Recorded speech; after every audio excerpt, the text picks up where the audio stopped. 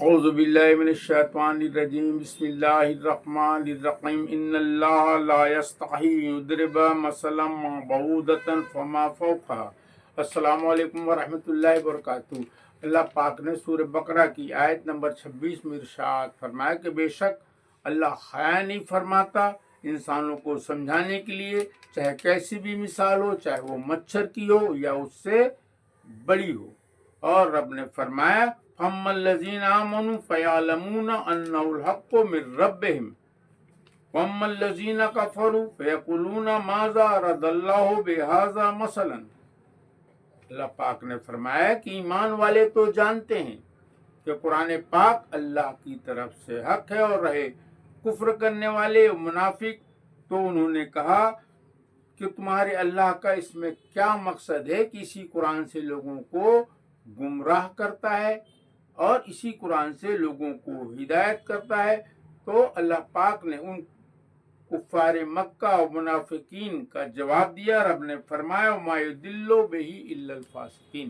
اللہ پاک نے فرمایا کہ میں قرآن سے انہیں گمراہ کرتا ہوں جو فاسق ہیں، یعنی جو قرآن پاک اور رسول صلی اللہ علیہ وسلم کی نافرمانی کرتے ہیں، اللہ انہیں گمراہ کرتا ہے۔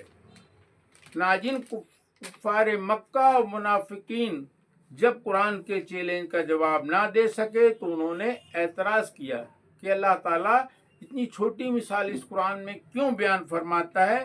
تو یہ اعتراض کفار مکہ نے اور منافقین نے کیا تھا کہ اللہ کا اس میں کیا مقصد ہے کہ اسی قرآن سے اللہ لوگوں کو گمراہ کرتا ہے اور اسی قرآن سے اللہ لوگوں کو ہدایت فرمایا تھا۔ تو اللہ پاک نے صاف فرما دیا وَمَا يُضِلُّ بِهِ إِلَّا الْفَاسِقِينَ، یعنی وہ اللہ انہیں قرآن سے گمراہ کرتا ہے جو قرآن کا حکم سننے کے اور سمجھنے کے بعد بھی نافرمانی کرتے ہیں، تو اللہ تعالیٰ ایسے لوگوں کو گمراہ کرتا ہے۔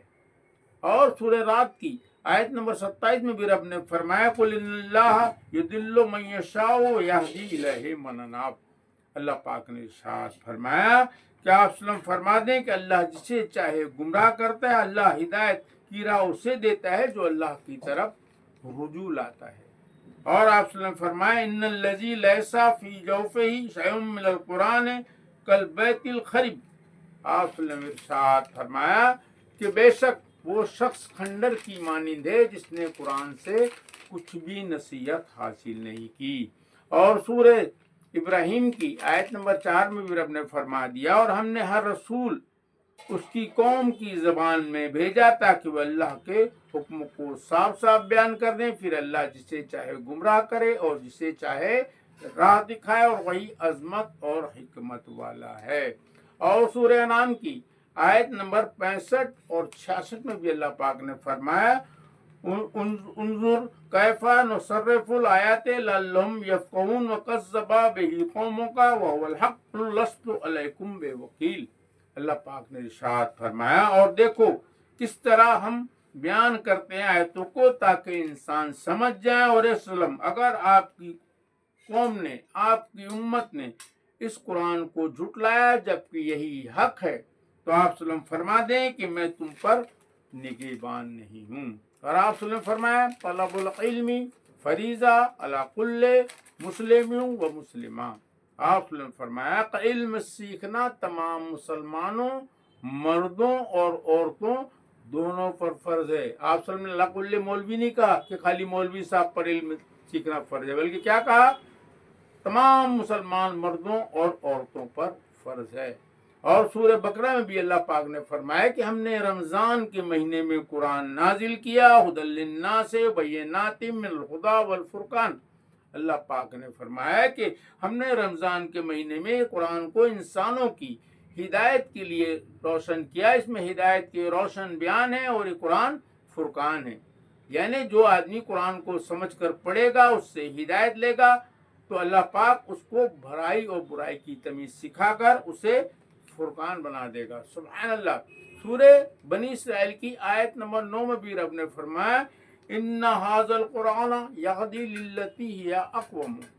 اللہ پاک نے ارشاد فرمایا کہ بے شک یہ قرآن ہی سب سے سیدھی راہ دکھاتی ہے اور خوشخبری ہے مومنوں کے لیے جو اچھے عمل کرے گا قرآن پاک کے حساب سے تو اللہ کے ہاں ان کے ہاں اللہ کے یہاں ان کے لیے بہت بڑا اجر ہے۔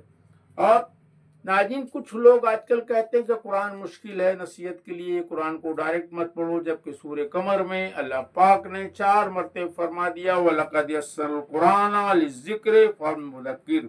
اللہ پاک نے ارشاد فرمایا کہ یقیناً بلا صبح یا قرآن نصیحت کے لیے آسان ہے، تو ہے کوئی نصیحت لینے والا؟